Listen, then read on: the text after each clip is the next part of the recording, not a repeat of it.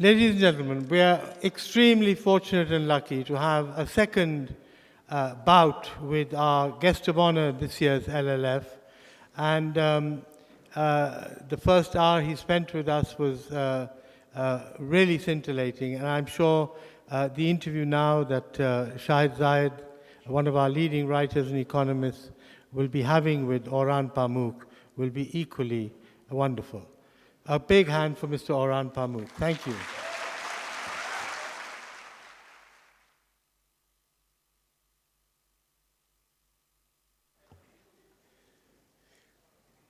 Good afternoon, ladies and gentlemen.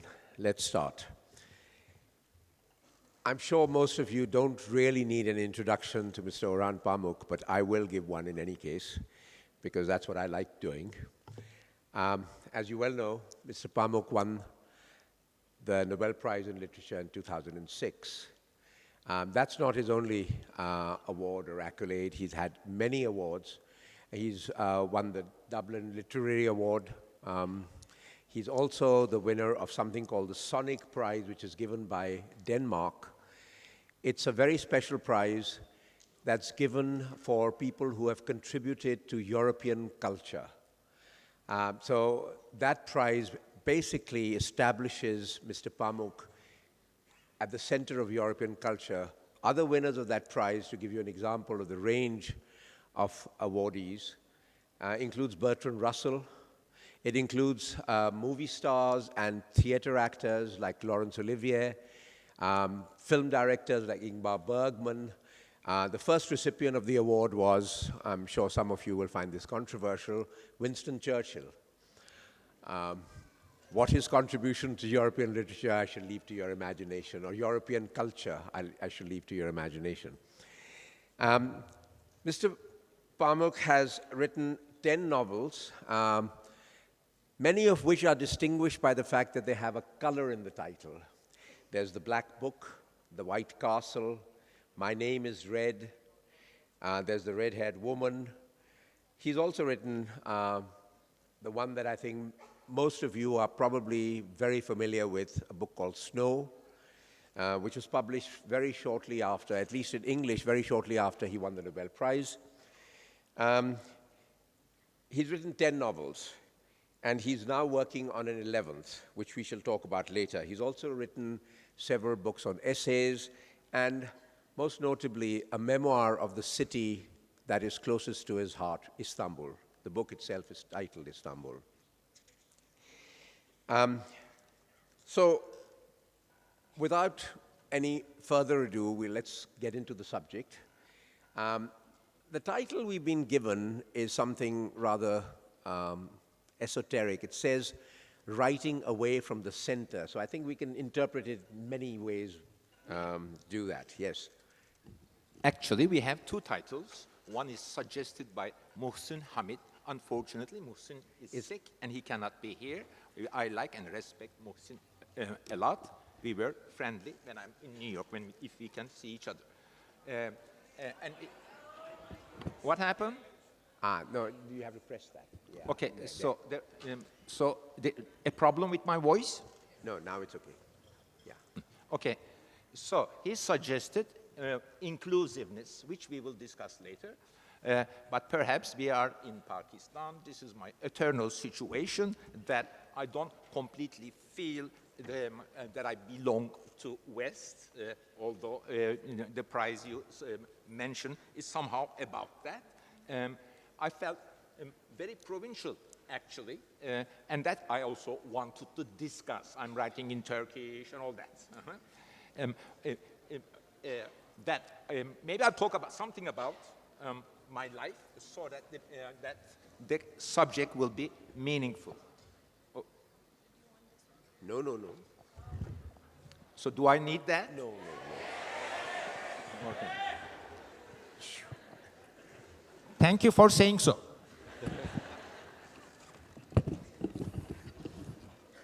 But I'm curious why I need that and you don't need that. Anyway. Okay. Maybe in order to understand my situation, that one semester in each year, I'm teaching at Columbia University in New York. That's in fact how I met Mohsin Hamid. And this is an important fact in my life because for me, New York is an important center in West, and I, in a way, in 4 months a year, belong there. And then I teach in English. Having multi-languages seems to be an easy thing in Pakistan and India. But in my part of the world, where Turkey was never colonized, and everyone had his local language, and there's the official Turkish around, and where people are not that happy with other languages, and you are buried, you are cut out of the world by their language. In fact, there was, when I began writing novels in mid-1970s, also all through 1980s, the subject of major discussion in Turkey was why no one knows anything about Turkish literature. We only had Nazım Hikmet and Yaşar Kemal, but there was no other Turkish writer, and they were not also very prominent, that is around. And we usually, the cliche about this subject was, well, Turkish, just like Finnish and Hungarian, is so far away from the world, no one knows Turkish. This is why we are cut off from the world. Partly true. Partly it is related to also the fact that Turkey was at the edge of Europe, that Turkey was not that European then, and many other issues related to that. So I always, the language you speak and the language you write by is important, and I'd love to discuss that. Mm-hmm. All right. Now, you know, I'm sorry, you can't hear anything? Can you hear me now? I think, okay. Thank you.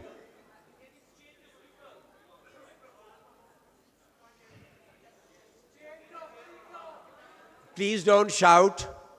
What is the problem? Mm-hmm.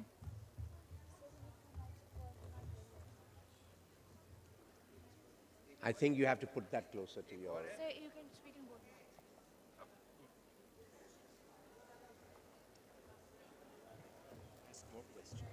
Yes, I will. Yes, yes, yes. Right, right. No, no, I'm, no, I will. Yes, yes. No, no, I'm sticking to that. Yeah. Yes. Just hold that closer to your mouth. Yeah. Right. Now, can we start again, please? Thank you. Now, talking about writing away from the center, you've talked about some of the issues there. We've talked about location, and you mentioned New York, which is really, in a sense, vocational. Your being in New York is vocational. How do you manage to do both at the same time, and how do you use your New York-Istanbul connection? Yes, okay, then I'll answer the same question again. I teach at Columbia University 1 semester, as I just said, and then I also live in Turkey. I care, for me, living in Turkey, using Turkish, and more important, using the same language in daily life and in writing is essential, very important. Can I have a paper napkin, please? Can we get some tissues over here, please? I'm sorry.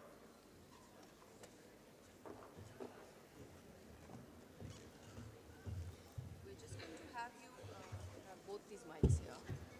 No, Thank you. And we'll give this to you. Yeah? a paper napkin. Well, getting me in trouble. What happened? For some reason, they can't even hear you. I don't know why. I hope that next year they have a table here. Yes. Yeah, not these funny things. Whatever they are. Nice design, but they're not very functional. Right. So now, you've talked a little about the language you write in, which is Turkish, and I presume the language you teach in New York is English. Yes. So that's another issue. But I think let's talk a little bit about this provinciality that you mentioned earlier. You said you consider yourself a provincial person. What exactly do you mean by that, and how do you define yourself as provincial? That's the feeling that I try to express in my book, Istanbul, that I lived among upper middle class, secularized Muslims. Sometimes I tell to myself I'm an expert on international Muslim bourgeoisie, their efforts to be modern, and their hypocrisies. That's what I know most about. On the other hand, I also care about the whole larger issues. But the main issue for me is the desire for the non-Western to be seen as Western, the desire of the non-Western to be modern, and all the many other issues related to that. I am raised by a secular Western admiring, Western looking family, and Kemal Atatürk is more or less like that, and I wanted to see Turkey's future as getting closer to European culture ideals. So by definition, this is a hard project, but when I was young, when I was a child, I didn't know it was a project for me. It was a natural life that you have to admire Western culture, Western this, Western that. And probably around sometime in my early 20s, I began to think about other things as well, in infatuation or identification along with Western culture. Perhaps with the help of leftism, socialism, I also think about egalitarianism, that my desire to join Europe or considering yourself westernized is not enough. What about people? What do they think of this? Are they as enthusiastic as you are? How will you impose or share your ideas of Europeanness? Do they agree? What about your religion? Are you religious enough? So forth and so forth. And these are the problems that my character in Snow is also tackling. Once you have, because perhaps Turkey is so close to Europe and is a Muslim country, everything is obviously dramatical. That it is a unique position in which you're Muslim and the founder of the state is saying we are part of Europe, this or that. That there is already a clash. While you're not originally very European too. You feel that your Europeanness is also blurred by the weight of history, by Islam, which I care about, the culture. So these were things. My culture and my ideal were, in a way, contradicting. And that was the project. That was how I started writing, thinking about this contradiction. And I always felt provincial in the sense that something is happening in Europe. That's a novelty. I think the failure of Ottoman Empire gave the Turkish ruling elite and intellectuals a sense of inadequacy, a sense of void, a sense of failure. So what do we have to do if we want to be successful? We have to imitate the West a bit. It was, in fact, Ibn Khaldun, the Tunisian Islamic philosopher, sociologist, who developed the idea that for the first time that when there is something like clash of civilizations, he didn't use those words, the losers imitate the winners. In that sense, Turkey, although there was out of Ottoman Empire, there was a new Turkish Republic, the feeling of the first, let's say, 80, 90 years of the Republic was that we are in Europe, we want to belong to Europe, we are knocking on the door of the European Union, but we are not doing that well enough. That is the feeling of the provincial. Also, personally, in Turkey, I'm at the center in a way. I'm living in Istanbul, and my family is middle class, upper middle class. I'm in Turkey, I feel I'm at the center. I go to, in Istanbul, good schools, so forth and so on. There I feel at the center. Then I also feel at the margins when I see myself in the world of European culture or even world of communications and art and literature, because there's not much Turkishness around them. So you basically are facing this dichotomy where when you're in Turkey, you're at the center, but when you look at the outside world, you feel provincial. Would you define yourself as a provincial when you're in New York? I would not, because New York is unique in the that everyone, in a sense, I have many, many friends who are also provincials, who are coming from Pakistan, India, many European countries. Most of the professors are imported professors. So you don't feel only perhaps that in New York. And so, in fact, I began teaching there because my books were successful in a way, so I didn't feel that provincial.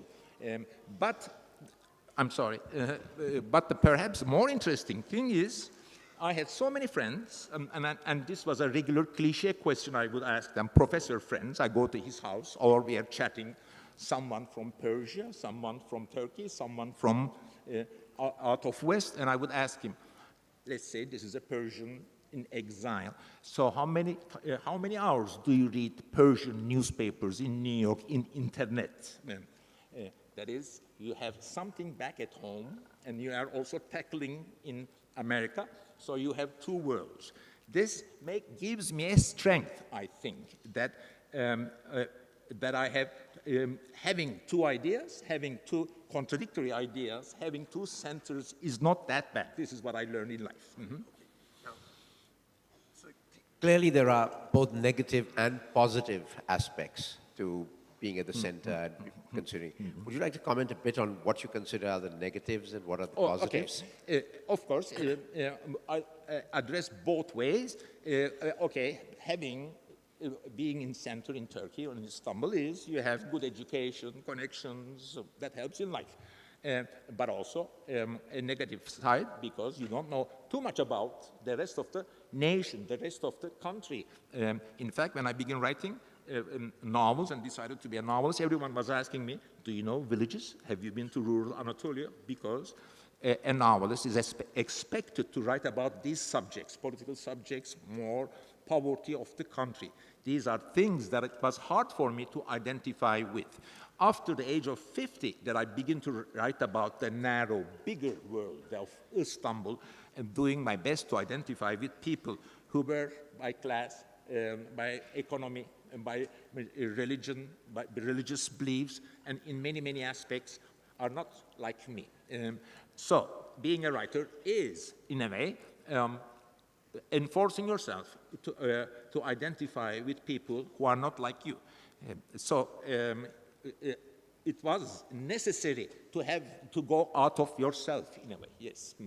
Now, the role of provinciality in your works, how does it manifest itself? I mean, I am familiar with Snow, and to me, Snow is very much about the provinces, about outside of Istanbul. So, would you agree? Yes, I think Snow is one of my most popular books. We haven't talked about this, in the previous. Let me talk about this a bit. I already had an idea of a novel, and I set it located in northern eastern town of Kars. I knew the story, but in order to write the novel, I went to this little town and stayed there for a while, developed friendship, connection, relationship with local newspapers, the governor. In fact, my publisher got in touch with the local governor so that I'll be safe, so forth and so on. But the major feeling there is, now I'm coming from center Istanbul, they are provincial, and in fact, there was overabundance of feeling of not being at the center there, and it's a subject I really like, or the subject of, also related to provinciality, another thing that I like is that your life doesn't matter, that this happens, that happens, that it's, in the end, you're not important. This sense of not making a mark, or not having enough space in the world. These are things that somehow my mind is busy with. Now, when we talk about this clash, in a sense, between the negative and the positive, we're also, in a sense, talking, and you talked about the influence of Europe on Turkey and Turkey wanting to become more European, etc. So we're really talking about a sort of cultural imperialism. And the name that comes to mind is Edward Said, in my mind. Okay. But let me finish Snow a bit. Yes.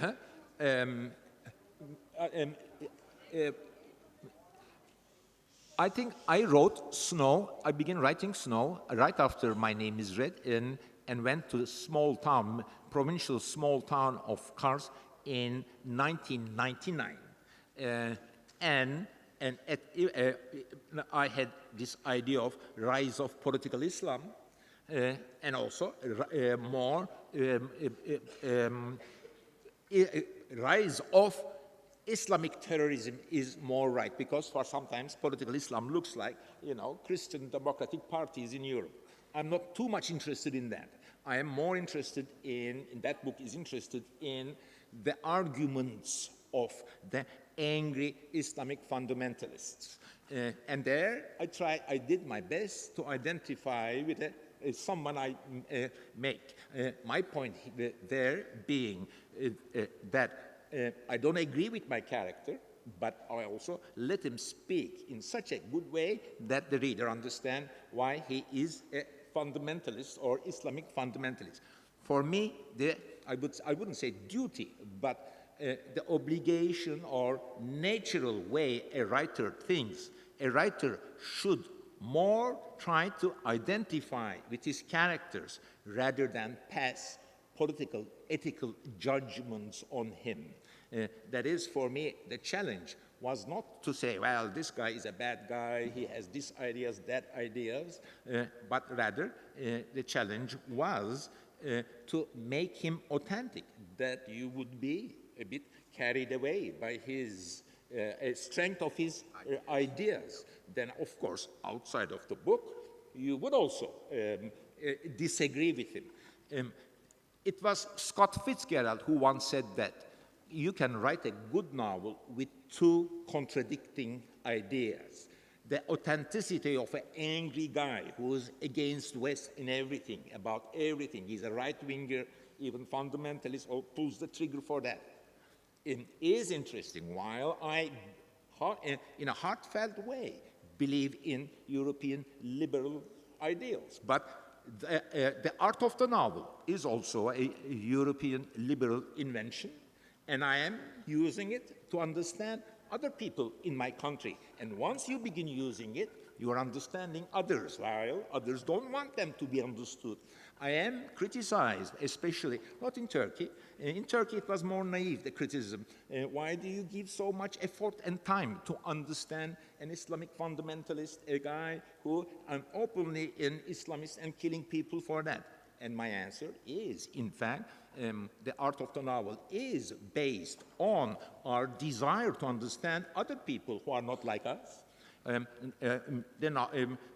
Literature, or especially novels, are also based on our strength, our compassion. This is something only humanity has. We see a person, then we are sometimes want to understand what he or she thinks. We are sorry for by her sorrow. We are happy with her happiness, this or that. We are interested with other people, not because of military reasons or because of we want to have his or her food, but we are also curious. We are also curious about our lives, other people's lives too. So, and compassion is such a strength. And compassion is also about going into details of people's psychology and see the world through that psychology. That's why I think novels are not only about ourselves. Novels are not self-expression only, but they are also an attempt to see the world of others equally, balancing our individuality with others and our capacity to see the other people's world is also brings us ethically, politically to a more egalitarian world. In the end, now that you ask about Edward Said, Edward Said was very keen on, what are the novels they are reading in West?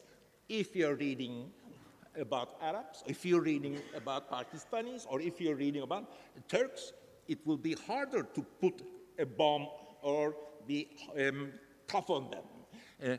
If you know more about humanity of someone, you would be soft on them, of that person. In the end, world literature is also about the brotherhood of humanity. We care about other literatures, other countries, not because of literary techniques or what we can learn from them, but we also want to learn about the humanity of others so that we all live together.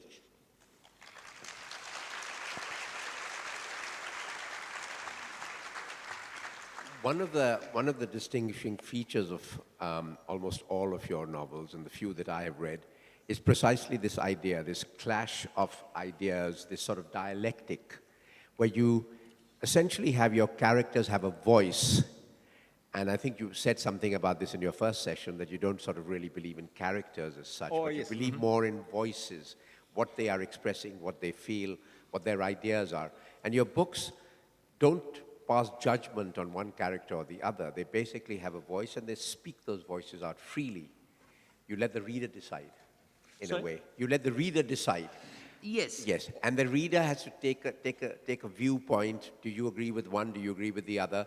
And many of your books, in fact, end on a note where sometimes there is no resolution. I mean, like Snow, for example. The character dies, but we never find out how and where he died and what happened to the character. And yet, the ideas remain. So, I don't want the ending of my novels to crush the whole thing, exhaust the whole novel. For me, a novel is not a key to a meaning, but an experience of reading. I always think that if at the end of a novel I say, this is why this happened, this is a bad guy, you see what this is happening, and then the desire of my reader to read that again will not be strong. I think that for me, novels are not about saying edgy things about human beings, but giving lots of authentic lives and let make the reader decide. Yes. now, talking about Edward Said. Yes. I can talk about Edward. Yes. Yeah, no, and you wrote a book called White Castle, which basically is, well, it's multi-layered like all your books are. But tell us a little bit about that book, because it essentially talks about a dialectic between Europeanism and the Ottomans. Maybe, okay, to those who haven't read White Castle, it's a short novel about an Ottoman scholar and a quote Italian European scholar. They are it's a mirror. They have a sort of a likeness. It's also what the Germans call doppelganger story, double story. Hoffmann, Edgar Allan Poe, Pushkin wrote double stories. Nabokov also wrote many. So I also like these writers. In fact, my brief novel, White Castle, is my take on the doppelganger double story. We have a twin, it's somewhere. Right? When you learn about that, you have a twin, it's mysterious. Everyone tried their hand, these writers, with this story. What I did was, my little contribution was to place double story in Turkishness, that is, half of you is European, half of you is Asian or Islamic. I have always felt that I have two identities, belonging to Turkey, belonging to Europe, and in fact you have to have that, being completely Turkish or being completely European, being completely secular, being completely religious. It will not help you understand what's happening in your country.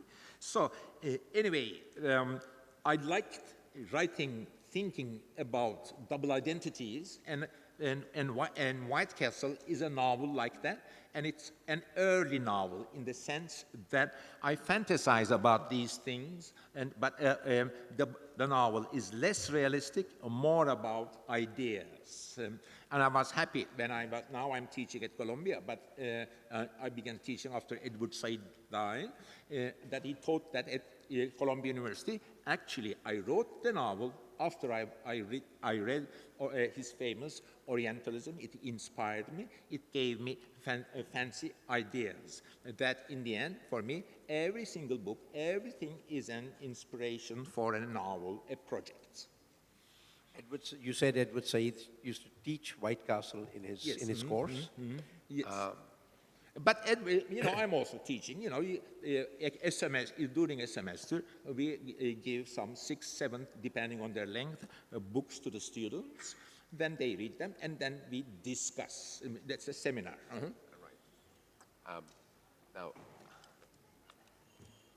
you said you know Mohsin very well, and you not very well. No, Okay.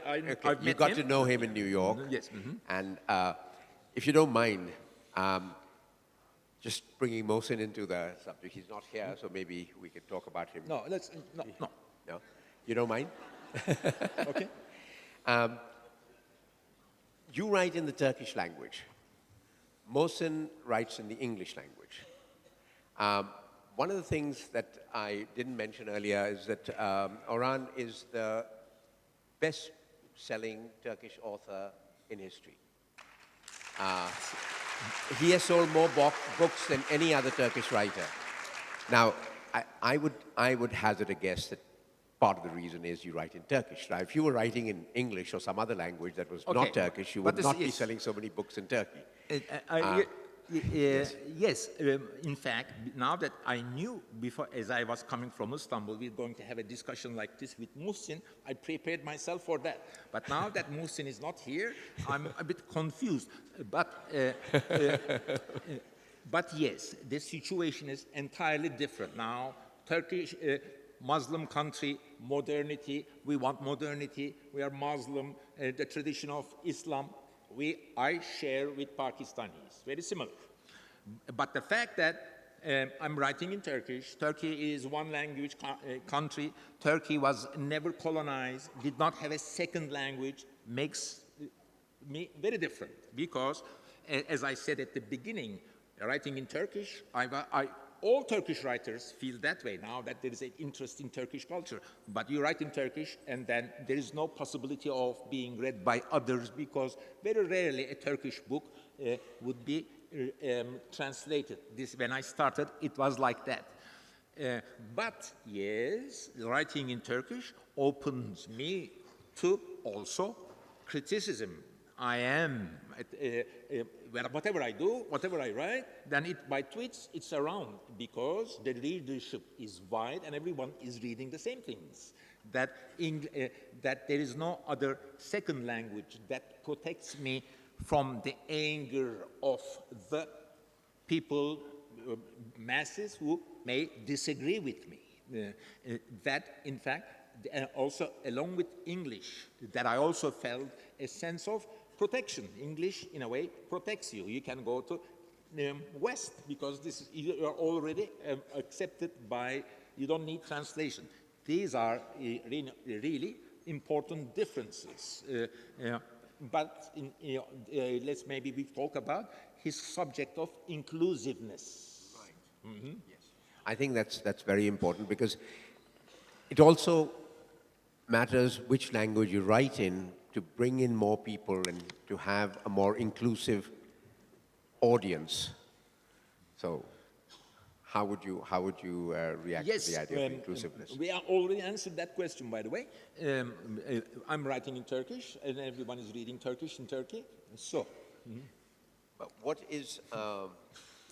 How do you define inclusiveness? You give lectures, you give interviews. How do you engage your audience? Inclusiveness is, I think, for me, is not the right word. Is not the right word. If you insist on that, who do you want? Why do you want to include people? In the end, you want them to read your novel. My aim when I write novels is not to educate people. Yes, if they read me, maybe that happens too. But that's not the starting point. And I cannot say, I want to include you in my project of education or this. In the end, all novelists want to be read more. You do interviews, you try to sell your book, you go to TV and all that. It's a very tough subject to be assured about. Who will read me? How will I succeed? What is my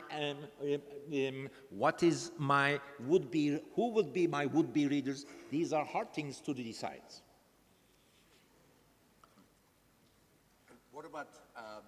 What about the lectures you give and the students you teach, and do you bring them into the... I'm teaching at Columbia University one semester. Most of the time, for the last 10 years, I am teaching novels.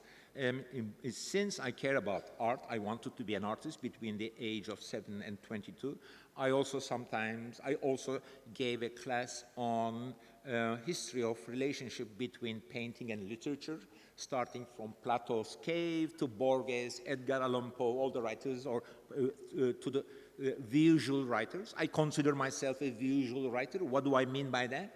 I see a novel first as a picture. And then I always think that my duty as a novelist is use words in such a way that that picture is also evoked in the eye or in the reader's mind's eye. So that first I have a scene, a color, then I also see a scene, or I also care about landscape painting, seeing scenes. Then I write that scene. It's like seeing a film in your mind, then describing that film with words so that other people have that film in their minds.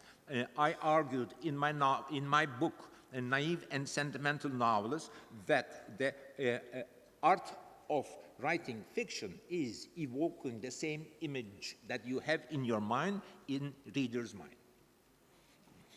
So, and you've also talked earlier about your love for art and in particular miniatures, and several of your books go through that. Do you have a particular image in mind when you are doing this, or do you just want to... Your books are terribly descriptive. In fact, the descriptions are much more detailed than many of the characters. Their views are very well articulated, but they're not always described in detail, whereas the scenery or the setting is very well described in your books. Yes, because when I've read in Balzac the description of a face of a character, I always felt that I cannot imagine it. We can, in the end, description is writers. When the writer begins to describe things, he's saying this is also important. For me, how one's face is, you have to see that, not describe it. Yes, a writer's job is to describe things in such a way that we see deeper truths, but it doesn't happen all the time. Maybe we can have ask questions. Well, before we get on to that, maybe we can talk a little bit about the new novel that you are writing. Can you tell us a bit about that? I am now writing a novel called, the title is, I'm hoping to finish it in 6 months. The title is Nights of Plague. It is, coincidentally, about a pandemic of plague that happened between 1894 till 1910s, and it killed millions of people in China and India, in this part of the world. But very few people were killed in Europe and in West. Some people were killed in San Francisco and Hawaii, the same plague, the same microbe. Very few people are killed in West, but millions of people killed here. Why? There are so many people, social scientists, historians, especially Southern Eastern Asian historians, thinking about that. This is an interesting subject because plague, just like coronavirus now, is a damning thing. It's as known as more damning at that time. and humanity was just discovering microbes, how to get rid of it. And though quarantine was a long subject, the idea about how to impose it was changing. But in the end, first, this novel is also about being a bit provincial because the events take place in an imaginary Ottoman island or a small provincial place. But my problem is, my character's problem is the problem maybe in all of my novels, that there is a secular, liberal-minded guy who also is a doctor this time, and who wants to save his people. But they're Muslims, they are a bit suspicious about quarantine and microbes, and at that time, in Ottoman Empire, most of the doctors are Christians, they are better educated, and in fact, there is a common saying at that time, two common sayings that the Turkish rulers had to tackle with if they want to impose karantina. First, karantina istemezük. We don't want karantina. People's reaction, because business is stopped, your daily life is stopped. Karantina is in that sense bad. And also the second thing is, Müslüman doktor istedik. That is, we want Muslim doctors. When there is sickness, you send all the doctors. Most of them at the Ottoman Empire were educated Christians, Orthodox, mostly Greeks and Armenians. And Muslims were just beginning to be doctors. But then there is a fight now. You have to convince those people that you have to respect karantina. It would be good for you. Look, Christians are doing and they're surviving. You are also fighting with me. This is the position of radical secular who wants to help his people while his people is angry at him for being secular and radical and more Western. But he wants to help his people with the Western ideas because he thinks that's the best way, because in medicine that is.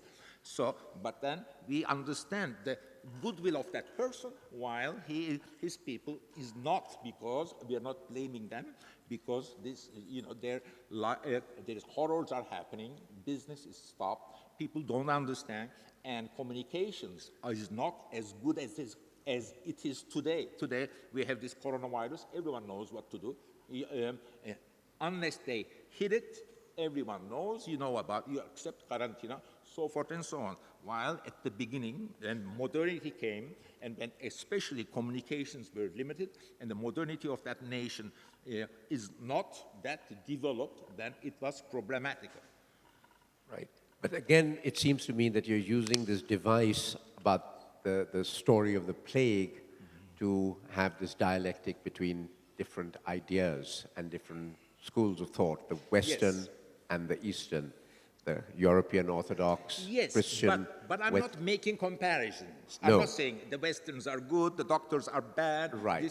No, that's exactly my In the point, end, yes. just like blue in my snow, you would also, reading very carefully my novel, may think that, well, maybe karantina was a bad thing. Actually, I don't think that way. But I give voice to everyone equally in that you understand that I think differently, but the whole is, you have to read the thing completely to understand that. Mm-hmm. You mentioned the character Blue. He's one of the most intriguing characters you've come up with because he's an extreme radical. He's a terrorist, and he's a torturer. And you give him a voice where he becomes extremely authentic. And Yes, that is the damning part of being a writer. You want to give extreme authenticity to the unacceptable things. Sometimes you end up in political problems, and also sometimes you identify with some good ideas, then you end up, you're not necessarily you're describing. Blue, yes, it's inevitable. Writing novels inevitably leads you to identify with people who are not like you. And in fact, that's why I write novels, to be, in the end, to get out of myself. And that's why people read novels. They want to see the world through the eyes of other people. And we want to have the experience of others. But if you were writing it in English, perhaps you wouldn't get into so much trouble. I'm not sure about that. No, I'll give you a very small example that we've had recently over here. There was a book written by an author called Muhammad Hanif, He published it 13 years ago, and he was longlisted for the Booker Prize. It was very well read everywhere, but it was in English. 13 years later, it gets translated in Urdu, and all his books disappear from the bookshops. What can I say? I have seen books disappear in bookshops. I also have seen the funniest one. Maybe I'll tell you, let's make it funny. You know, I remember in my early years, my first book was published. My publisher had also published some unacceptable book. So one day we're chatting with my publisher, enters two policemen. And just to grab the copies, and you know, and they were friendly, and they recognized me. And one of the police said, "Would you sign a book for my wife?" Yes. But I tell this story every time. I say, of course, the funny thing was the guy was not asking for himself. He probably For himself, would but not he find said- it dignified. Yes. So he brought his wife in. Yes, that's very interesting. We have some time. We would like to open it up to some questions. May I please have a couple of suggestions? Questions, please. No long commentaries or comments. No statements. And please be brief and as specific as you can. Yes, the gentleman right here. Mr. Pamuk, thank you for a wonderful session. You mentioned that your new novel is called Nights of Plague, and it features a doctor. And my question was whether this was in any way perhaps your response to Camus' The Plague, and if so, would you be responding to those ideas in your take on his perspective? There is not only, there are many plague books. Camus, because its title is that.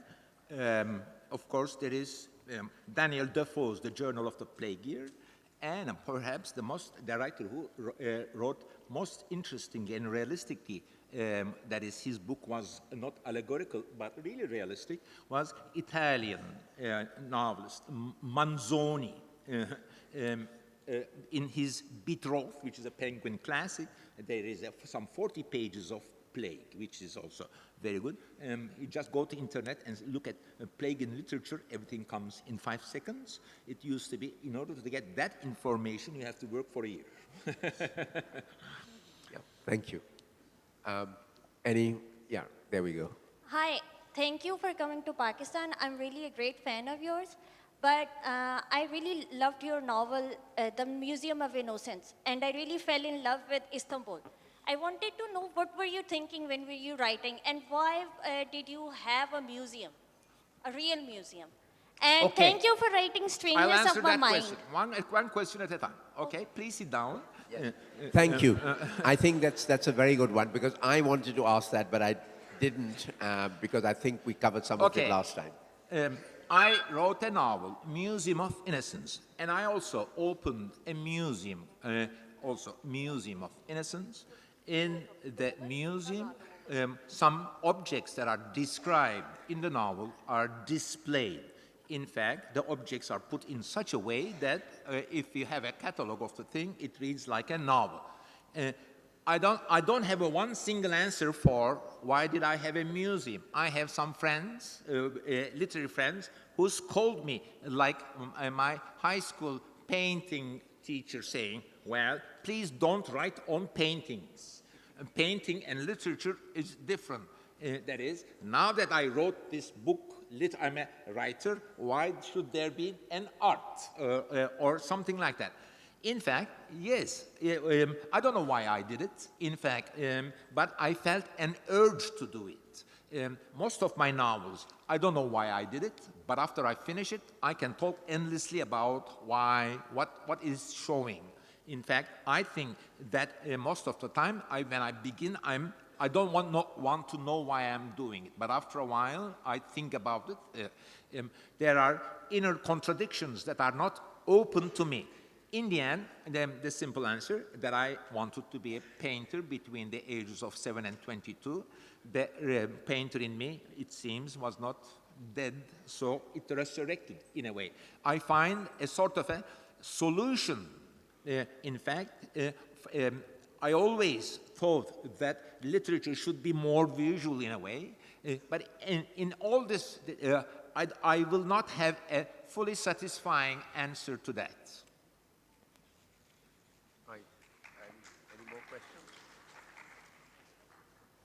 Yes, can we have the mic over there, please? Excuse me. Hello. Yeah, Mr. Pamuk, you said that you identify with characters that are very different from you. Can you stand up, please? Okay. Is there ever a fear as a fiction writer that a character you're creating may not, like it may not come across as authentic, or the experience is not as authentic because it's a different person from you? The question, I think, is that because you're writing about characters that are unlike you, are these characters authentic or are they inauthentic? Of course, you're more or less, you're not saying authentic, actually, you're realistic, you want to say, I think, that maybe you don't know these people, and then how can you write about them? Well, I agree with you, but I also do my work, you know. I have assistants. For example, in my novel, Strangeness in My Mind, I wrote about the life of 40 years of life of a street vendor, a yogurt seller. In my childhood, yogurt was not a bottled product in Turkey. We would have yogurt sellers with a bell, yogurt, and then you would open the window, and maybe a basket would fall down, and you would buy yogurt. Then the first bottled yogurts begin to be around in late 1950s. So I wanted to identify with a person like that. These people, the yogurt sellers of Istanbul, also at night they used to sell something called liquid, slightly alcoholic boza. So I found these people, had interviews with people, and tried to identify with these people. It's not authenticity, but enough realistic details, maybe. This is what you're asking about. But in the end, I am that person now. When Flaubert says, I am Madame Bovary, you cannot say, I don't think you can say, well, you're not, you know, men. How can this is Mr. Flaubert? Are you authentic enough? I don't think so. That we writers can write, men can write about women, women can write about men, grown-ups can write about children.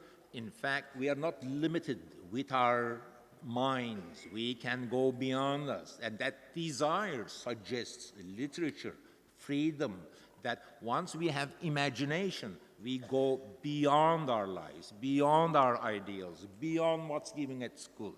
Literature is that freedom that in our countries there is not much free speech. That's what I think. In fact, literature, fiction is invented when there was not much free speech, that you tell stories, you tell things that you cannot tell in essays directly.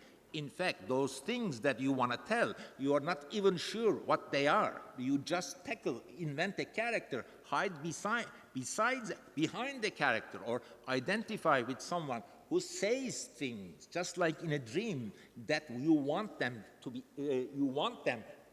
someone say them, that makes the society or the space, the time better, that something that is suppressed comes out in disguise, in fiction, in a different way, but that in the end, something that is forbidden is said, goes beyond the world of fiction to another place. So in fact, if I may make a comment, and I don't know if you will agree, but my feeling is that the whole oral tradition of storytelling came about this way, where people could say things and give out stories that had morals or fables or allegories, because they were not allowed to speak openly. I totally agree that, in fact, this is a Persian word, perdedar. Now the modern for it is stand-up comedian. A guy comes here and talks. Most of the time he says normal things, but occasionally he says something. We are all here, and he says the unsayable in disguise. Fiction is also partly about that, but we write fiction for many, many reasons, that there is not only one thing. There are always many, many things. In fact, we keep these reasons by the side. Sometimes we don't write for good the political reasons, we write for the beauty. Sometimes we write for good political reasons. Sometimes we just write because we care about someone. If someone resembles my mother or another cousin, something, or a friend, we also want to write about that. There is a desire in some of us to write or to paint, to chronicle, to leave a mark. It is really we are all inborn with it. Then after a while you learn, well, I'm self-expressing. Then, well, there is also something else beyond me. Why don't I put myself with the others' images? Then we begin to think about bigger words, bigger words, bigger words. Then the history of publishing, communications, books helps, because you go to these formats, because there is something called novel. Why don't I put my experience into a novel, change names, do this, do that? And we want to communicate them. And we don't want to know all the mystery of why do we want to do this. Many reasons, Ben. There are forms, there are obligations, there are publishers. In the end, you have a friend who is successful in doing that. Why don't you do that? This is a better life. There are many reasons, many inspirations, many desires that makes us get involved in a novel project. So, and this is, I'm telling you the reading part. Believe me, I'm telling you the writing part. The reading part is also, we read books with many, many reasons. Shahid, we have to end this now. I'm sorry. If you could, we have to end this. We have to be out of the building quite soon. So I'm sorry about this. Would you like to say anything, Shahid? Well, I mean, apart from thanking Orhan, what else do you want